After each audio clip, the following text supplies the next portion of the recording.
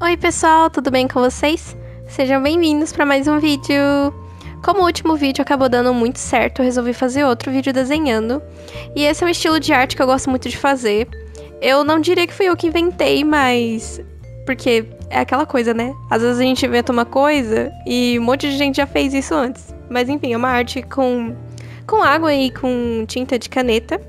E eu espero que vocês gostem. E para não ficar um silêncio enquanto vocês assistem o vídeo, eu resolvi contar uma história de uma coisa que aconteceu comigo há um tempo atrás. Foi mais ou menos no ano de 2018, que é a história do dia em que minha casa foi assaltada e eu estava sozinha.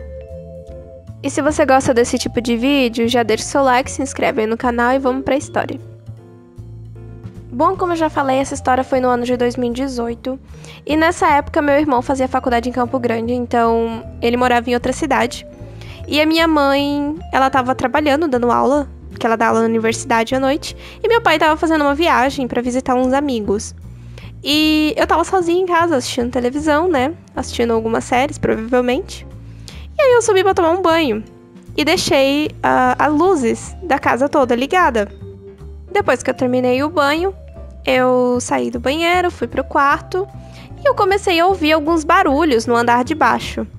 Só que nessa época, a minha avó, que a casa dela é no quintal da minha casa, tinha sempre uma cuidadora à noite cuidando dela, no caso, né? Só que, geralmente, essa moça, ela entrava dentro da nossa casa porque ela tinha a chave da casa. E às vezes ela entrava na cozinha pra pegar alguma coisa. Só que o estranho desse momento é que os barulhos, além de serem muito altos, eram barulhos de coisas caindo no chão. Então, a partir daí, eu já comecei a estranhar a situação. E me lembrei de que nosso vizinho tinha falado, naquela mesma semana, que a casa dele foi assaltada e que roubaram uma corrente de ouro da filha dele. E aí eu já fiquei assim, né? Pensando, Jesus amado, o que tá rolando? E os barulhos, eles só aumentavam. E eu achava muito estranho, porque... eu sentia que os barulhos vinham da sala e não fazia sentido a moça que cuidava da minha avó tá na sala de casa. Então eu pensei assim, gente, deve ser um assalto. Então o que eu fiz? Já na autodefesa, inclusive recomendo para todo mundo. Gente, se você tá ouvindo um barulho na sua casa de noite, não vai olhar sozinho. Isso é extremamente perigoso. Se tiver alguém invadindo a sua casa, o melhor é que a pessoa não te veja. Mas enfim, eu fui lá, tranquei a porta, vesti uma roupa, apaguei as luzes do quarto e sentei atrás do guarda-roupa. E fiquei lá esperando. Depois peguei meu celular e comecei a olhar meus contatos para ver se eu conseguia ligar para alguém ou mandar uma mensagem. Só que eu pensei, se eu falar, essa pessoa vai saber que eu estou dentro de casa. Então é melhor eu mandar uma mensagem do que fazer uma ligação. Não sei se vocês sabem, acontece muito de que, geralmente quando acontece algum tipo de assassinato ou coisa parecida, são assaltos que deram errado. E eu não via a pessoa, então eu não sabia se a pessoa estava armada, não fazia a menor ideia do que estava rolando. E o pior é que eu estava dentro do quarto sozinha e eu via os passos da pessoa, porque ela subiu pro andar de cima e eu via os passos dela no chão. Inclusive ela tentou abrir a porta onde eu estava, só que ela só mexeu na maçaneta e deixou pra lá e continuou olhando o resto da casa. Ainda bem que a pessoa não tentou abrir, porque naquele momento eu estava muito tensa. Comecei a olhar meus contatos, mandei mensagem pra várias pessoas, só que ninguém estava online naquele momento. E aí eu resolvi mandar mensagem pra única pessoa que estava online naquele momento, que é a Natália. E sim, Natália, estou te expondo aqui no YouTube.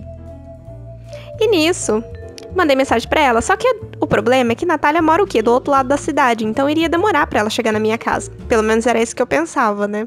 E eu disse, Nath, acho que tem uma pessoa aqui na minha casa, porque tá muito estranho esses barulhos e eu não tenho coragem de sair pra olhar.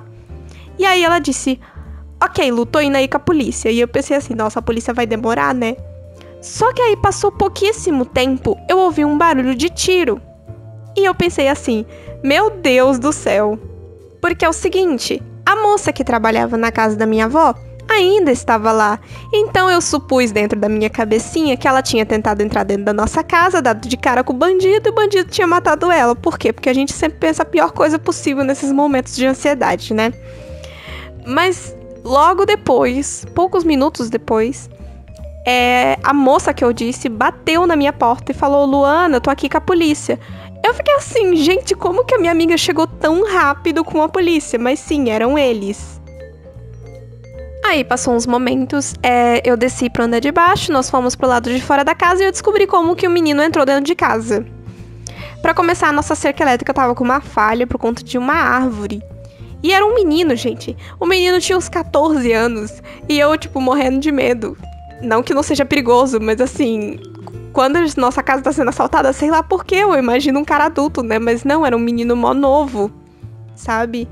E isso me fez pensar no quanto que aqui no Brasil nós temos crianças, né, adolescentes envolvendo nesse tipo de coisa, sendo que na verdade eles deveriam estar estudando, né, mas a gente sabe que as coisas não são tão simples assim.